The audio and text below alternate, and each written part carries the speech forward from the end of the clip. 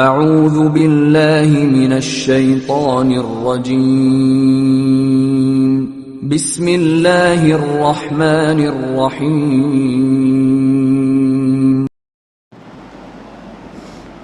الحمد للہ رب العالمین والصلاة والسلام على رسوله الكریم اما بعد قال اللہ عز وجل یا ایہا الذین آمنوا اتقوا اللہ حق تقاته ولا تموتن إلا وأنتم مسلمون وقال تعالى يا أيها الناس اتقوا ربكم الذي خلقكم من نفس واحدة وخلق منها زوجها وبث منهما رجالا كثيرا ونساء واتقوا الله الذي تساءلون به والأرحام إن الله كان عليكم رقيبا يا أيها الذين آمنوا اتقوا الله وقولوا قولا سديدا يصلح لكم أعمالكم ويغفر لكم ذنوبكم ومن يطع الله ورسوله فقد فاز فوزا عظيما.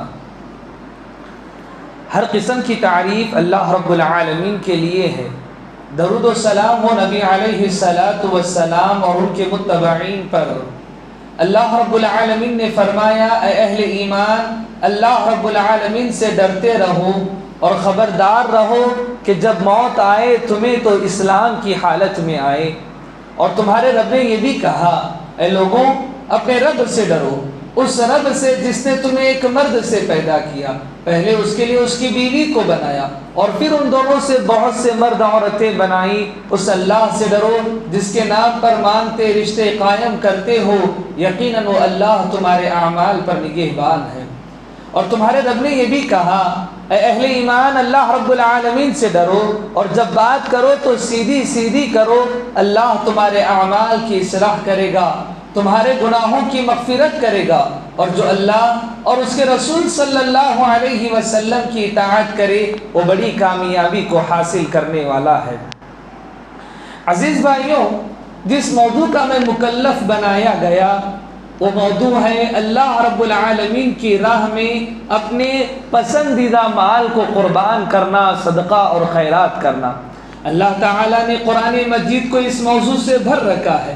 چنانچہ فرمایا الذین یؤمنون بالغیب ویقیمون الصلاۃ ومما رزقناہم ینفقون، یقیناً وہ لوگ جو ایمان لاتے ہیں غیب کی باتوں پر، نمازوں کو قائم کرتے ہیں اور جو کچھ مال اللہ نے انہیں دے رکھا ہے اس مال میں سے اللہ رب العالمین کی راہ میں خرچ کرتے ہیں، یہی لوگ ہدایت یافتہ ہیں اور یہی لوگ کامیابی کو حاصل کرنے والے ہیں. یقیناً انسان کے دل میں مال کی بڑی محبت ہوتی ہے، انسان کے لیے مال اس کا بہت عزیز ہوتا ہے، اس مال کے لیے اپنی نیند کو قربان کرتا ہے، اس مال کے لیے اپنے آرام کو قربان کرتا ہے، اس مال کے لیے خود کو دن بھر تھکاتا پریشان کرتا ہے، اس مال کے لیے اپنی عزت نفس کبھی داؤ پر لگا دیتا ہے.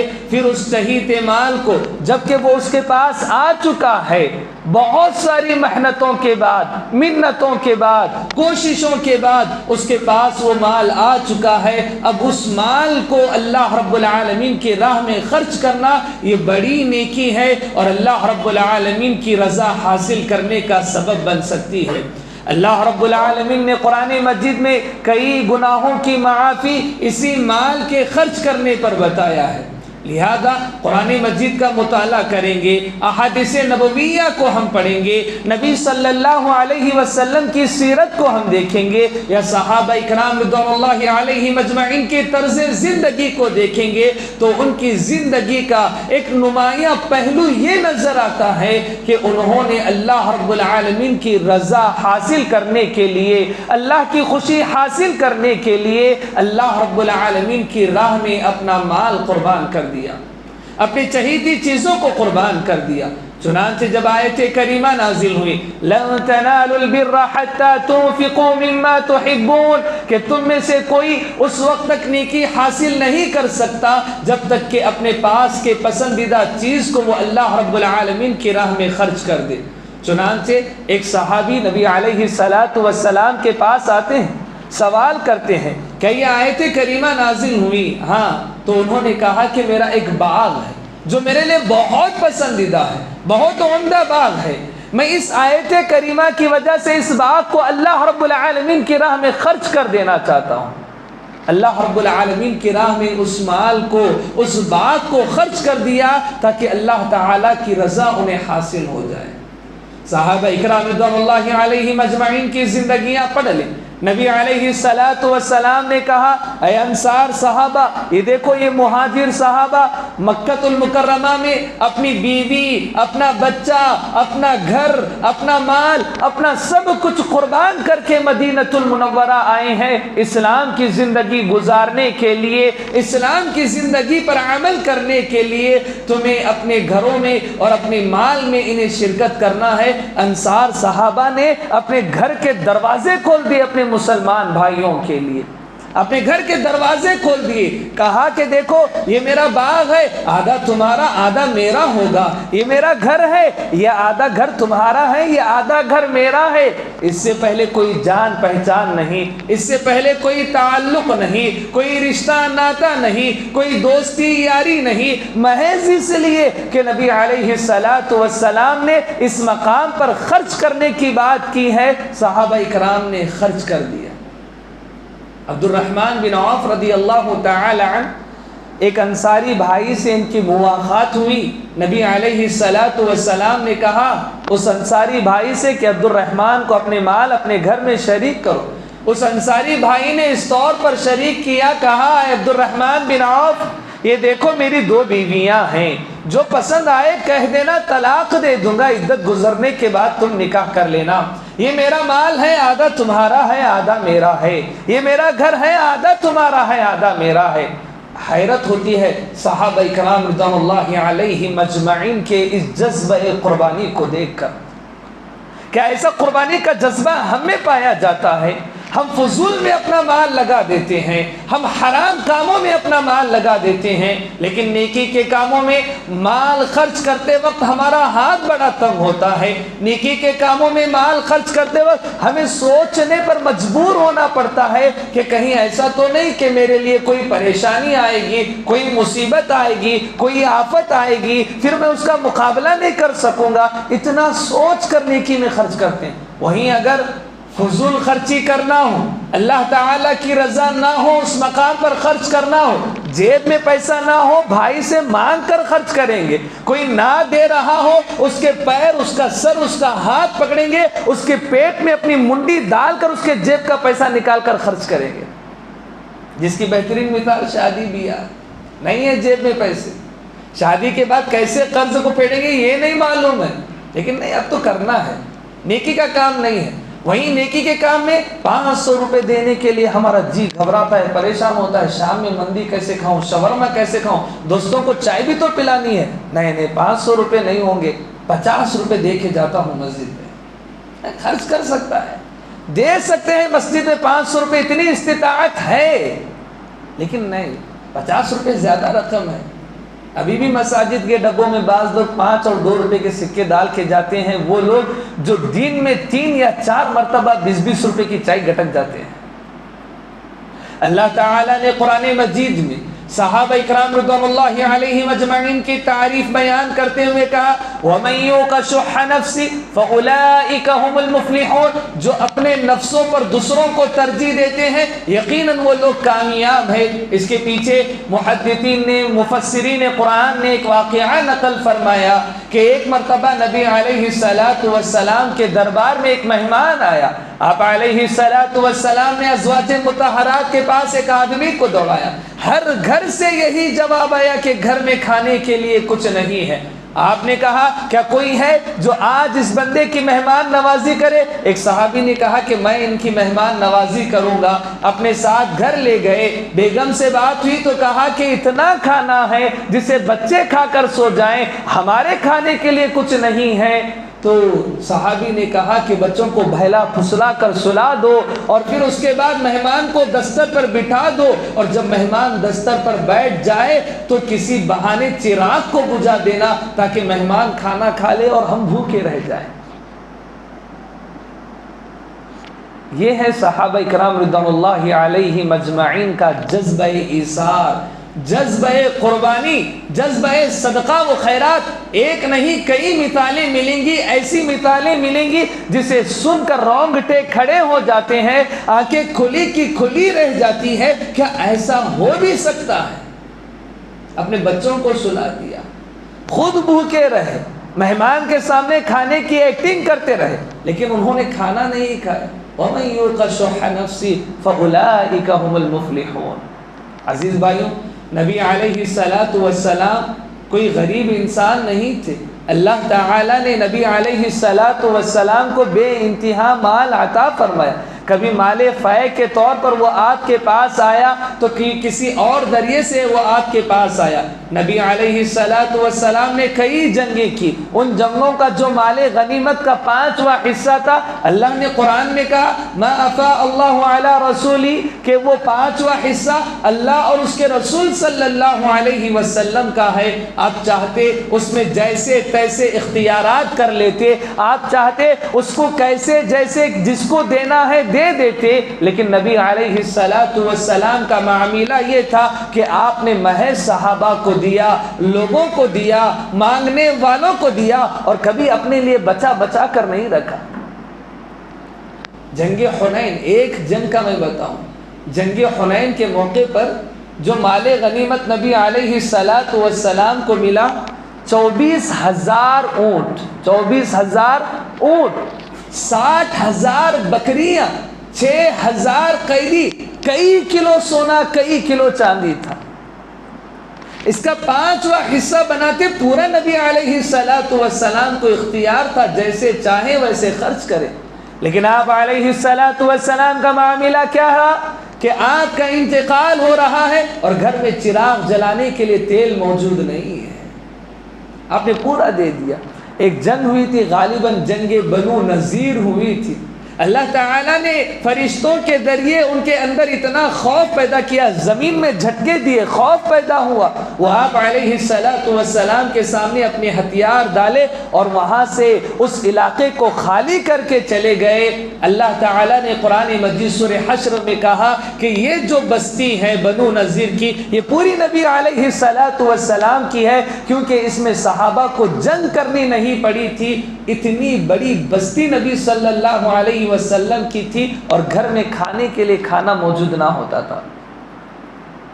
اللہ رب العالمین کی راہ میں قربان کر دیا سب کچھ۔ اللہ تعالیٰ نے قرآن مجید کے مختلف مقامات پر کہا، کہیں کہا ان الذین یتلون کتاب اللہ واقاموا الصلاۃ وانفقوا مما رزقناہم سرا وعلانیہ، کہ اللہ تعالیٰ کی کتاب کی تلاوت کرنے والے، نمازوں کے قائم کرنے والے، چھپے اور کھلے طور پر اللہ رب العالمین کی راہ میں مال خرچ کرنے والے، یہ اہل ایمان کی صفات میں ہوتے ہیں۔ کہیں اللہ تعالیٰ نے کہا قد افلح المؤمنون الذین هم فی صلاتهم خاشعون والذین هم عن اللغو معرضون والذین هم للزکاة فاعلون، کہ کامیاب ہو گئے اہل ایمان۔ یہ نہیں کہا کہ کامیاب ہوں گے، کہا کہ کامیاب ہو گئے وہ لوگ جو اپنے مال سے اللہ رب العالمین کی راہ میں خرچ کرتے ہیں، نمازوں کو قائم کرتے ہیں، لغو باتوں سے پرہیز کرتے ہیں، نمازوں میں خشوع و خضوع کا اہتمام کرتے ہیں، اللہ کی راہ میں اپنا مال خرچ کرتے ہیں، وہ لوگ کامیاب ہو گئے۔ ایک مرتبہ کی بات کہ اما عائشہ رضی اللہ تعالی عنہا، نبی صلی اللہ علیہ وسلم کے انتقال کے بعد عمر بن خطاب بیت المال سے ان کے لیے وظیفہ مقرر کیا۔ وہ وظیفہ اما عائشہ کے پاس آتا، کسی جنگ میں بڑا مال عمر بن خطاب کو ہاتھ لگا تو مال غنیمت کا جو حصہ ازواج مطہرات کے لیے بننا تھا اس حصے کو لگایا۔ اما عائشہ کے پاس غالباً سونے یا چاندی کے سکے آ پڑے تھے، تھیلا بھر کے پڑے ہوئے تھے۔ آپ نے اپنی خادمہ سے کہا کہ دیکھو مدینہ کے بیواؤں کے، غریبوں کی ایک فہرست بنا لینا۔ فہرست بنا لی گئی۔ صبح عمر بن خطاب کی جانب سے یہ مال آیا، بیش قیمتی مال تھا، اتنا مال کہ سالوں سال اس پر گزر جاتے تھے۔ اما عائشہ نے تمام بیواؤں کی، غریبوں کی فہرست جمع کی اور صبح سے لے کر شام تک ان کے درمیان مال خرچ کرتے گئے، خرچ کرتے گئے، خرچ کرتے گئے، یہاں تک کہ بوریا پورا ختم ہو گیا، پورا مال ختم ہو گیا۔ ان کی خادمہ نے کہا اے اماں عائشہ آپ آج روزے سے ہیں، گھر میں کھانے کے لیے کچھ موجود نہیں ہے، کم سے کم اتنا رکھ لیتی اپنے پاس کہ آج کے افطار کا انتظام ہوتا۔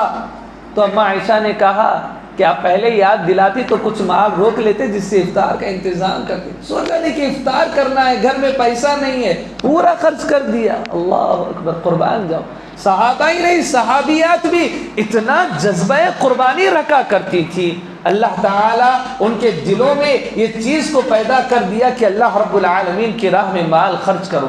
اللہ تعالیٰ نے ایک حدیث، نبی علیہ السلام نے ایک حدیث بیان کی، کہا سبعۃ یظلھم اللہ فی ظلہ یوم لا ظل الا ظلہ، کہ اللہ تعالیٰ 7 لوگوں کو اپنے عرش کے سائے کے نیچے جگہ عطا فرمائے گا، اور عرش کے سائے کے نیچے ان 7 قسم کے لوگوں کے علاوہ کسی اور کو جگہ نہیں ملے گی۔ اس میں ایک آدمی وہ ہے وَرَجُلٌ تَصَدَّقَ بِصَدْقَةٍ فَأَخْفَاهَا حَتَّى لَا تَعْلَمْ شِمَالُهُ مَا تُنْفِقُ يَمِينُهُ، کہ وہ آدمی جو اللہ رب العالمین کی راہ میں اپنا مال خرچ کرتا ہے، اس کا دایاں ہاتھ کیا دے رہا ہے اس کے بائیں ہاتھ کو نہیں معلوم ہوتا ہے، اللہ تعالیٰ اسے اپنے عرش کے سائے کے نیچے جگہ عطا فرمائے گا۔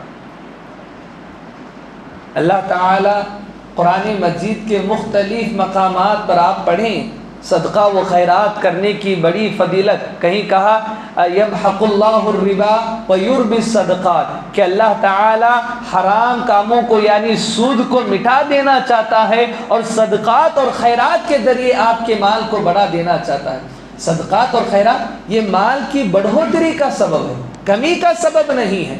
اگر آپ نے اللہ رب العالمین کی راہ میں کچھ خرچ کیا تو یقیناً اللہ تعالیٰ لوٹائے گا، آپ کو اس دنیا میں بھی لوٹائے گا اور آخرت میں بھی اللہ تعالیٰ تمہیں عطا فرمائے گا۔ چنانچہ آپ نے وہ صحابہ وہ صحابیات کے واقعات کو سنا کہ ابو بکر صدیق رضی اللہ تعالی عنہ نے جنگ تبوک کے اعلان پر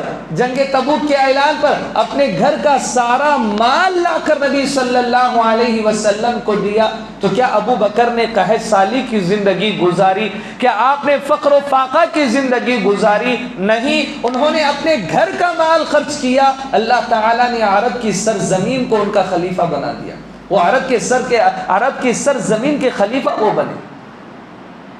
اتنا دیا اللہ تعالیٰ نے۔ صحابہ اکرام رضوان اللہ علیہ مجمعین نے اللہ کی راہ میں دیا، اللہ تعالیٰ نے بہت بنا کر انہیں دیا۔ عثمان بن عفان رضی اللہ تعالی عنہ اپنی زندگی میں ایک مرتبہ جنگ تبوک کے موقع پر کئی 100 اونٹوں کا، گھوڑوں کا، سونے کا اللہ رب العالمین کی راہ میں صدقہ کیا۔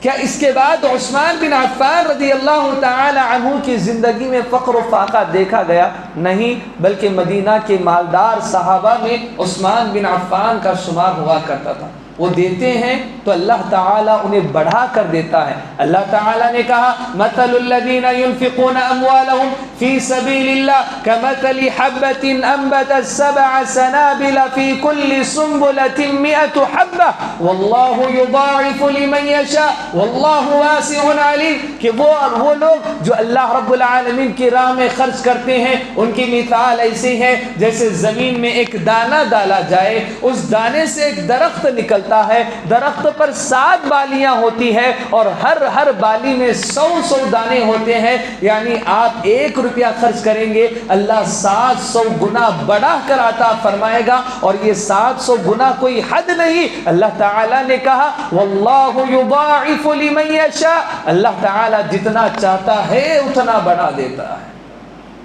آپ خرچ کریں، اللہ تعالیٰ آپ کو دے گا، دگنا دے گا، تگنا دے گا، 10 گنا بڑھا کر دے گا، 1000 گنا بڑھا کر اللہ رب العالمین کو آپ کو عطا کرے گا، بلکہ لاکھوں گنا بڑھا کر بھی اللہ تعالیٰ آپ کو عطا کر سکتا ہے۔ آخرت میں کیا فائدہ ہوگا؟ یہاں تو ہمارا مال بڑھے گا، اللہ تعالیٰ مال کی حفاظت کرے گا۔ آخرت میں یہ کہ نبی علیہ السلام نے کہا آپ جو صدقہ کرتے ہیں، اللہ کی راہ میں مال خرچ کرتے ہیں، وہ بڑا چھوٹا ہوتا ہے، 50 روپے، 100 روپے، 500 روپے، بہت چھوٹا ہے۔ اگر آپ آج دے دیں گے تو 8 دن کے بعد آپ کو اس کے نقصان کا احساس تک نہیں رہے گا کہ میں نے دیا تھا، یاد بھی نہیں رہے گا۔ 500 روپے اگر آپ دیں گے، دے دیا، ختم۔ 2-3 دن میں آپ کور کر لیں گے کما کے اتنا پیسہ، 500 روپے. لیکن اللہ تعالیٰ کے دربار میں ہے آپ کا یہ پیسہ، یہ 500 روپے اللہ کے دربار میں ہے، تو کیا یہ 500 ہی رہیں گے؟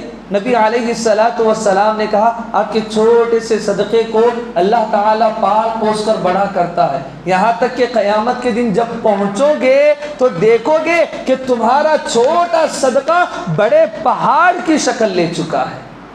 اللہ تعالیٰ بڑھاتا ہے، آپ کے صدقے کو بڑھاتا رہتا ہے، دنیا میں بھی فائدہ، آخرت میں بھی فائدہ. صدقہ اور کیا کرتا ہے؟ آپ کا اللہ رب العالمین کی راہ میں مال خرچ کرنا آپ کو آنے والے مصیبتوں سے، پریشانیوں سے بچاتا ہے. صدقہ مصیبتوں کو ٹال دیتا ہے، پریشانیوں کو ختم کر دیتا ہے، دنیا کی پریشانی ختم کر دیتا ہے اور آخرت کی بھی پریشانی کو ختم کر دیتا ہے. اس کے بعد اور کیا ہوگا؟ یہ صدقہ آپ کی ایسی بیماریوں کا سبب، ایسی بیماریوں کے خاتمے کا سبب بنے گا جس کے خاتمے کی دوائیں ابھی تک دنیا میں وجود میں نہیں آئی. عبدالعظیم مدنی حفظہ اللہ نے ایک واقعہ بیان کیا تھا. واقعہ یہ تھا کہ ایک کشمیری آدمی تھا، اسے کینسر کی بیماری تھی. دلی میں کئی مرتبہ وہ اپنا علاج کرا رہا تھا. سیب کا بڑا کاروباری، کروڑ پتی آدمی ہے. دلی میں وہ علاج کرا رہا تھا لیکن علاج میں کامیابی اسے نہیں مل رہی تھی. یہ کینسر کا مرض دن بدن اسے اندر سے کھاتا جا رہا تھا. بالآخر کسی سے مشورہ کیا تو کہا کہ دیکھو اللہ کی راہ میں کوئی ایسی نیکی کرو، ایسا صدقہ کرو آپ کے علاوہ کسی نے وہ صدقہ نہ کیا ہو، آپ کے علاوہ کوئی وہ کر نہ سکتا ہو. چنانچہ یہ اپنے گھر آیا. بہت زیادہ فکر کے بعد، خیال کے بعد اسے احساس ہوا کہ اس کے گھر کے متصل کچھ دوری پر ایک آدمی رہتا ہے جو نابینا ہے، بوڑھا بھی ہے، غریب بھی ہے. تو ایک کام کرتے ہیں، اس کی زندگی کی جو سہولیات ہے وہ سہولیات پیدا کریں گے.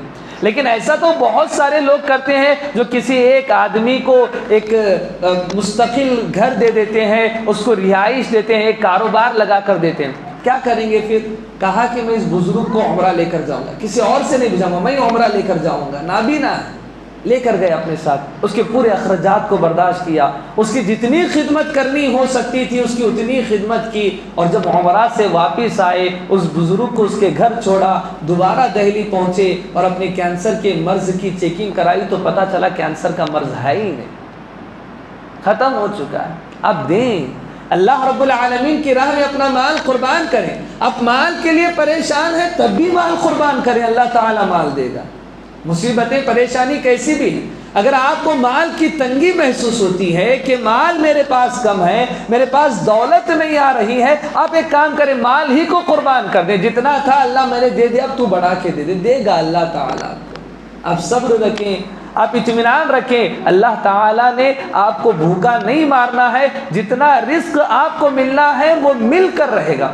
آج کل کا معاملہ کیا ہے؟ انسان صبح سے لے کر شام تک ایک فکر میں زندگی گزار رہا ہے، وہ مال مال مال کہ دنیا کیسے بناؤں، بہترین گاڑی کیسے خریدوں، بہترین فون کیسے خریدوں، اونچی اونچی عمارتیں کیسے بناؤں. اور اسی مال کی فکر میں اپنے آپ کو وہ دین بھر تھکاتا، پریشان کرتا رہتا ہے.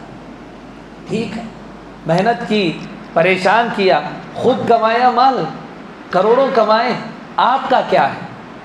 آپ کا مال کتنا ہے؟ اس میں آپ نے 100 کروڑ روپے آپ نے رکھے ہیں، ابھی کہ وہ 100 کروڑ آپ کے ہیں.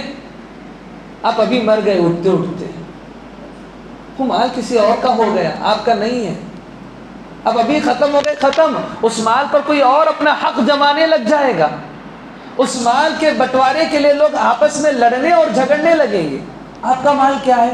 جو آپ نے کھایا، جو آپ نے پہنا اور جس کو آپ نے اللہ رب العالمین کی راہ میں خرچ کر دیا، وہ آپ کا مال ہے. اور جس کو آپ نے اپنے بینکوں میں، اپنے سیونگز میں، گھروں اور زمینوں کی شکل میں بچا کر رکھا ہے، وہ آپ کا مال نہیں ہے. آپ کے مرتے ہی اس مال کے مالکانہ اختیارات کسی اور کے ہو جائیں گے. تو لہذا اس مال کے لیے انسان کو فکر مند ضرور ہونا چاہیے.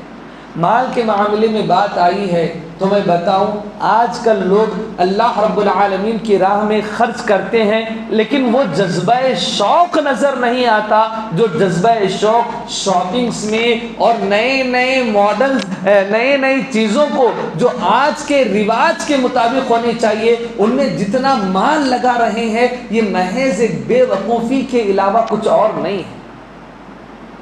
ایک انسان کی تنخواہ ہے، مان لے 25,000 وہ ماہانہ کماتا ہے، 50,000 ماہانہ کماتا ہے، لیکن اسے فون ہونا ہے 1.5 لاکھ کا، 2 لاکھ کا فون اسے ہونا ہے۔ اس کی قسطیں وہ بھرتا رہے گا، یہ اس کی استطاعت نہیں ہے۔ کیا کرے گا بھائی فون لے کے؟ تو اتنا مہنگا فون لے کے کیا کرنا ہے؟ وہی واٹس ایپ کھیلنا ہے، فیس بک کھیلنا ہے، وہ تیرے کو 25,000 کے فون میں بھی آ جائے گا۔ کیوں؟ اگر آپ کے پاس استطاعت ہے آپ یقیناً خریدیں، لیکن آپ کے پاس استطاعت نہیں ہے، آپ نے اپنے پیٹ کو مارا، اپنے گھر کو مارا، اپنی بیماریوں کو مار دیا، اپنی خواہشات کو مار دیا، یہ فون لے کے پھر رہے ہیں، کیا فائدہ ہو رہا ہے آپ کو اس سے؟ کام تو کچھ اسپیشل نہیں ہو رہا ہے۔ اب سوشل میڈیا نہیں، بس دوستوں کو دکھانا ہے، دیکھو اس میں فوٹو کتنی اچھی آتی ہے، دیکھو اس کا کیمرہ کتنا بہترین ہے، اس میں پبجی رکتا نہیں ہے، اچھا چلتا ہے، اسموتھ چلتا ہے۔ نہیں، بیوقوفی ہے یہ۔ آپ کے پاس گاڑی ہے، ایک اچھی گاڑی ہے، لیکن نہیں میرے دوست نے ویسے خریدی اس لیے میں بھی ویسے خریدوں گا، محض اس لیے آپ ایک بہترین گاڑی خرید رہے ہیں، آپ کے جیب میں پیسہ نہیں ہے۔ کئی لوگوں کو میں نے دیکھا، میں نے ایک بندے کو دیکھا جس کی 12,000 کی تنخواہ ہے، ایک شاپنگ مال میں کام کرتا ہے، آج کل برگ مین چل رہی ہے، بہت بہترین گاڑی ہے، محض اس لیے کہ سب کے پاس ہے میرے پاس ہونی چاہیے، جا کر خرید لیا۔ اب کیسے پیسے اتاروں، قرض اتاروں سے سمجھ نہیں آتا ہے، یہ بیوقوفی ہے۔ اللہ رب العالمین کی راہ میں جو جذبہ شوق نظر آنا تھا وہ جذبہ شوق کہیں اور نظر آ رہا ہے۔ پچھلے زمانے میں ایسا نہیں تھا، انسان اپنی استطاعت کے مطابق زندگی گزارتا تھا، لیکن آج کے زمانے میں ویسا نہیں ہے، ہمیں مقابلے کا زمانہ آ چکا ہے۔ وہ جتنا میں اس سے بہتر بن کے دکھاؤں گا، میں اس سے اچھا بن کر دکھاؤں گا، اور جب تک یہ مقابلہ چلتا رہے گا انسان مالی اعتبار سے لٹتا رہے گا۔ جو مال کتاب اللہ اور سنت رسول اللہ کی اشاعت پر خرچ ہونا تھا وہ کہیں اور خرچ ہوتا ہوا نظر آئے گا۔ آئیں میں آپ کو بتاتا ہوں، اللہ رب العالمین نے قرآن مجید میں ایک واقعہ نقل فرمایا۔ اگر آپ نے مال کو اپنے پاس روک کر رکھا، بچا کر رکھا، اپنے نفس پر، اپنی ذات پر خرچ کیا، اللہ کی راہ میں اپنے مال کو نہیں دیا، تو اس کا نقصان کیا ہو سکتا ہے؟ ایک بندہ تھا جو اللہ کی راہ میں خرچ کرتا تھا، اس کے خرچ کرنے کا طریقہ یہ تھا، اس کے پاس ایک باغ تھا، باغ کی جب بھی فصل کی کٹائی ہوتی 3 حصے کرتا، جتنا بھی اس کا مال ہے اس مال کے 3 حصے کرتا، ایک حصہ غریبوں کو دیتا، ایک حصہ اپنے پاس رکھ لیتا، اور ایک حصہ اس باغ پر دوبارہ لگا دیتا تاکہ نئی فصل کا وہ انتظام کر سکے۔ 3 حصے وہ کرتا تھا۔ وہ مر گیا، بچوں نے کہا ہمارے ابا نے بڑی بیوقوفی کی، مان لے 3 کروڑ اسے فصل کی کٹائی سے آتے، 1 کروڑ غریبوں میں، 1 کروڑ تو بزنس میں لگ گیا، 1 کروڑ اپنے پاس رکھا، غریبوں کو نہیں دیں گے تو ہمارا فائدہ ڈبل فائدہ ہوگا۔ کچھ ایسا میں مثال کے طور پر پیش کر رہا ہوں۔ بچوں نے کہا کہ ہم نہیں کریں گے ایسا، ابا نے جو بیوقوفی کی ہم نہیں کریں گے، لیکن یہ غریبوں کو عادت ہے، جب بھی فصل کی کٹائی ہوتی ہے آ کے باغ کے اطراف میں ٹھہر جاتے ہیں مانگنے کے لیے۔ ہم ایک کام کریں گے، رات میں جائیں گے باغ کو فصل کاٹ کے راتوں رات گھر شفٹ کر دیں گے، کسی کو کانوں کان خبر نہیں ہوگی اور کوئی آئے گا بھی نہیں مانگنے کے لیے۔ ٹھیک ہے، طے ہوگا، رات میں جائیں گے۔ بھائی مل کر رات میں گئے، اللہ تعالیٰ نے قرآن میں کہا فَطَافَ عَلَيْهَا طَائِفٌ مِّن رَّبِّكَ وَهُمْ نَائِمُونَ فَأَصْبَحَتْ كَالصَّرِيمِ۔ اللہ تعالیٰ نے ان کے باغ کو جلا دیا، ایک فرشتے کو بھیج کر ان کے باغ کو اللہ تعالیٰ نے جلا ڈالا، اور جب یہ لوگ آئے وہاں پر اپنے باغ کو دیکھ کر کہنے لگے نہیں یہ ہمارا باغ نہیں، ہم رستہ بھٹک چکے ہیں، اندھیرا ہے نا، رستہ بھٹک گئے ہیں۔ لیکن دوبارہ جب آئے تو دیکھا کہ نہیں باغ تو ہمارا ہے لیکن جل کے پڑا ہوا ہے۔ ہم نے اللہ کی راہ میں اپنے مال کو قربان نہ خرچ کرنے کا جو ارادہ بنایا، جو ترکیبیں سوچی کہ مال کو روک کر رکھیں گے، اللہ تعالیٰ نے پورا مال ہی برباد کر دیا۔ ایک اور واقعہ سناتا ہوں، یہ صحیح بخاری کا واقعہ ہے، باغ ہی کا واقعہ ہے۔ ایک مرتبہ ایک آدمی راستے سے گزر رہا ہے کہ آسمان سے آواز آئی بادل کو، اے بادل فلاں مقام پر تمہیں برسنا ہے۔ فلاں آدمی کے باغ کو تمہیں سیراب کرنا ہے۔ تو یہ آدمی بادل کو دیکھا کہ بادل ایک طرف دوڑ رہا، یہ بھی پیچھے پیچھے پیچھے دوڑنے لگا۔ بادل ایک اونچی پہاڑی پر برسا اور وہاں سے پانی ایک نالے کی شکل میں ہوتا ہوا آگے بڑھنے لگا۔ یہ پانی کے پیچھے پیچھے پیچھے چلتا رہا، یہاں تک کہ ایک آدمی اس پانی کو اپنے باغ میں لے رہا تھا۔ پوچھا تمہارا نام کیا ہے حضرت؟ نام بتایا، نام وہی تھا جو اس نے غائبانہ نام سنا تھا کہ کوئی بادل سے کہہ رہا تھا کہ فلاں کے باغ میں برسنا ہے، وہی نام ہے۔ تم کرتے کیا ہو؟ میں نے تمہارے لیے بادل کو حکم دیتا ہوا سنا کہ تمہارے کھیت میں برسنا ہے، پانی تمہارے لیے برسانا ہے۔ اس نے وہی کہا کہ میں اپنے مال کے 3 حصے کرتا ہوں، ایک اللہ رب العالمین کی راہ میں، ایک میرے لیے، ایک دوبارہ اس باغ پر لگانے کے لیے۔ اسی لیے شاید اللہ تعالیٰ نے میرے باغ کو سیراب کرنے کا حکم فرشتوں کو دیا تھا۔ تو یہ اگر آپ دیں گے اللہ رب العالمین کی راہ میں تو اللہ تعالیٰ آپ کو دے گا۔ اچھا مجھے بتاؤ کہ ہم فرشتوں کے دعا کے مستحق بننا چاہتے ہیں کہ فرشتے میرے حق میں دعا کریں؟ ایک فرشتہ ہے آسمان پر جو یہ کہتا ہے اے اللہ تعالیٰ جو تیری راہ میں مال خرچ کر رہا ہے اسے اور عطا کر، اس کے مال کو اور بڑا کر۔ اور ایک فرشتہ مسلسل یہ دعا کر رہا ہے اے اللہ تعالیٰ جو تیری راہ میں اپنا مال کو روکا اس کے مال کو برباد کر دے، اس کے مال کو ختم کر دے۔ ایک فرشتہ یہ دعا کر رہا ہے۔ اب آپ کو کس کی دعا کا یا پھر بد دعا کا مستحق بننا ہے یہ اپنے آپ سوچ لینا ہے۔ میرے بھائیوں، اللہ تعالیٰ نے قرآن مجید میں جس طور پر صدقہ اور خیرات کی فضیلتیں بیان فرمائی ہے، اگر ہم نے ان آیتوں کو پڑھ لیا، ان احادیث کو پڑھ لیا تو یقیناً ہم سوچنے پر مجبور ہو جائیں گے کہ صدقہ کرنا، خیرات کرنا، اللہ رب العالمین کی راہ میں اپنا مال دینا یہ کتنا عظیم اور بہترین کام ہو سکتا ہے۔ بس ایک آخری بات بتاؤں کہ اللہ رب العالمین کی راہ میں مال خرچ کرتے ہو تو کبھی ایسے بھی مال خرچ کرو کہ کسی کو کانوں کان خبر نہ ہو لیکن وہ کام آپ کی جانب سے ہو چکا ہو، چاہے وہ مسجد کا کام ہو، چاہے وہ غریبوں میں دینے کا کام ہو، چاہے وہ مدارس میں لگانے کا کام ہو، کسی کو معلوم نہ ہو لیکن آپ نے کیا ہو، نہ آپ کی بیوی جانے، نہ بچے جانے، نہ جس کو دیا وہ جانے، کائنات میں کوئی نہیں، آپ کا اور رب کے درمیان کا راز وہ بن جانا چاہیے۔ کیسے؟ عبداللہ بن مبارک رحمۃ اللہ علیہ ایک گاؤں میں بڑا آیا جایا کرتے تھے، ترسوس بڑا آیا جایا کرتے تھے، اور جب بھی اس مقام پر رکتے تو ایک آدمی ان کی خدمت کرتا تھا، بڑے عالم دین ہے، خدمت کیا کرتا تھا۔ ایک مرتبہ وہاں پر پہنچے، وہ آدمی نہیں ہے جو ان کی خدمت کے لیے آتا تھا، معلوم کرا کہ کہاں چلا گیا وہ آدمی، پتہ چلا کہ اس پر 4000 دینار یا درہم کا قرض تھا، ادا نہ کرنے کی وجہ سے بادشاہ نے اسے جیل بند کر دیا۔ عبداللہ بن مبارک نے جس کو قرض ادا کرنا تھا گئے اس کے پاس، قرض ادا کر دیا اور وہاں سے چلے گئے۔ لوگوں کو کیسے پتہ چلا؟ جب یہ آدمی جیل سے باہر آیا کہ بھائی میں کیوں آیا باہر، تو اس مقروض قرض دار نے کہا کہ بھائی تیرے قرض کو کسی نے ادا کر دیا ہے، کون ہے؟ تب پتہ چلا عبداللہ بن مبارک۔ عبداللہ بن مبارک نے اس آدمی سے نہیں کہا کہ میں نے تیرے لیے قرض ادا کیا۔ زین العابدین رحمۃ اللہ علیہ، ان کے زمانے میں کئی بیوہ غریب ایسے تھے جن کے گھر ماہانہ راشن پہنچا کرتا تھا۔ راشن کون دے رہا ہے نہیں معلوم، رات کی تاریکی میں کوئی گھر کے دروازے پر دہلیز پر لایا، رکھ دیا، چلا گیا، صبح اٹھا غریب راشن اپنے گھر لیا، مہینہ مہینہ گھر چل رہا ہے، دے کون رہا ہے بستی میں کسی کو نہیں معلوم۔ لیکن پھر ایک مہینہ ایسا آیا کہ راشن ہی نہیں آیا، پورے غریب پریشان ہیں کہ کون دے رہا تھا یہ راشن ان غریبوں کو جو اچانک دینا روک دیا۔ لوگوں نے تھوڑا سا معلوم کرنے کی کوشش کی تو پتہ چلا کہ اس ماہ میں انتقال تو زین العابدین کا ہوا ہے، علی بن ابی طالب کے بڑ پوترے ہوتے ہیں، زین العابدین کا انتقال ہوا ہے۔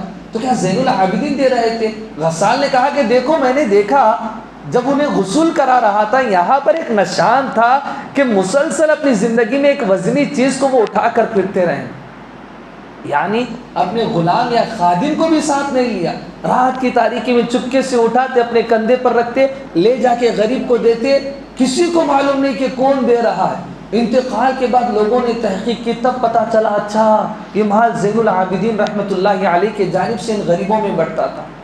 کچھ ایسے بھی صدقہ و خیرات کرو، کبھی جمعہ آ جائے जेब में हाथ डालो, निकालो, क्या आया खुद आप नहीं जानते क्या है हाथ में, डाल दो, खत्म।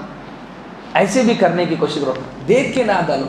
फिर यही नेकी होगी जो आखिरत में आपके कामयाबी का सबब बनेगी, यही नेकी होगी जो जन्नत के बुलंद दर्जात का बाइस बनेगी।